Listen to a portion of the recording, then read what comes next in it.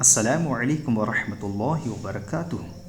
پیارے طلبہ اکرام، آپ کو یہ جان کر بے حد خوشی ہوگی کہ آج ہم نور الازا کا سبق نمبر 1 شروع کرنے جا رہے ہیں، جس کا طریقہ کار یہ ہے کہ ہم پہلے عبارت پڑھیں گے، اس کے بعد اس کا مفہوم سمجھیں گے، بعدہ اس مفہوم کے مطابق ترجمہ کریں گے۔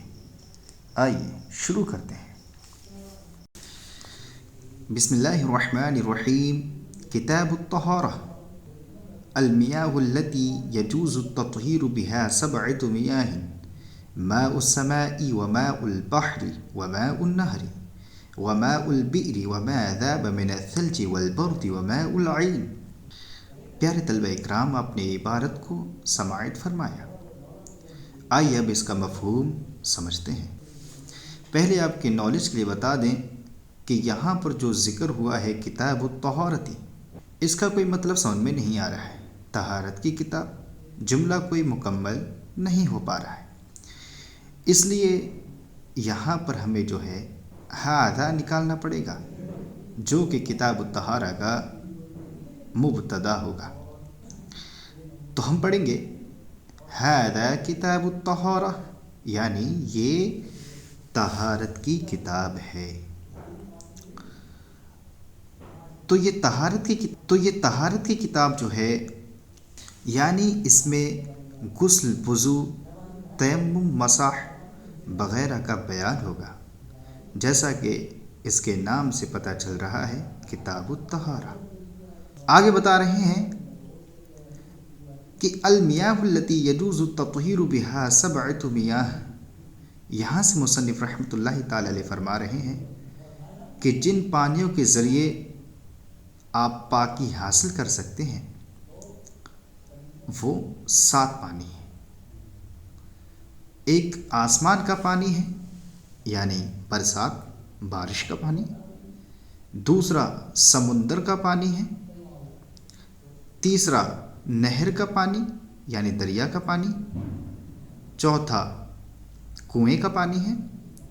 پانچواں وہ پانی ہے جو اولے اور برف سے پگھلا ہوا ہو، اور چشمے کا پانی۔ تو آپ ان پانیوں کے ذریعے پاکی حاصل کر سکتے ہیں، یعنی وضو اور غسل کر سکتے ہیں۔ پھر سے گنتے ہیں، کتنے پانی ہوئے؟ 7 پانی ہوئے۔ نمبر 1 آسمان کا پانی، یعنی بارش کا پانی۔ نمبر 2 ہے سمندر کا پانی۔ نمبر 3 ہے نہر یعنی دریا کا پانی۔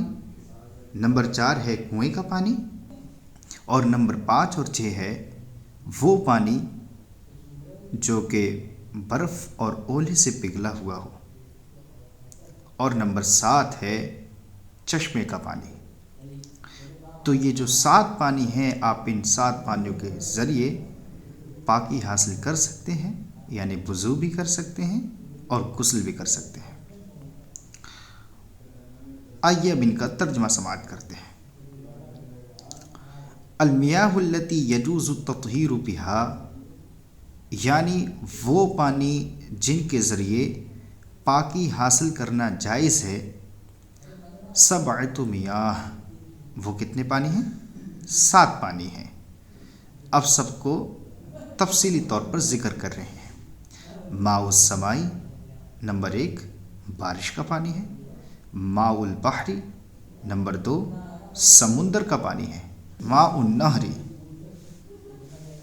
نمبر 3 نہر کا پانی ہے، یعنی دریا کا پانی ہے۔ نمبر 4 ماء البئر، کنویں کا پانی ہے۔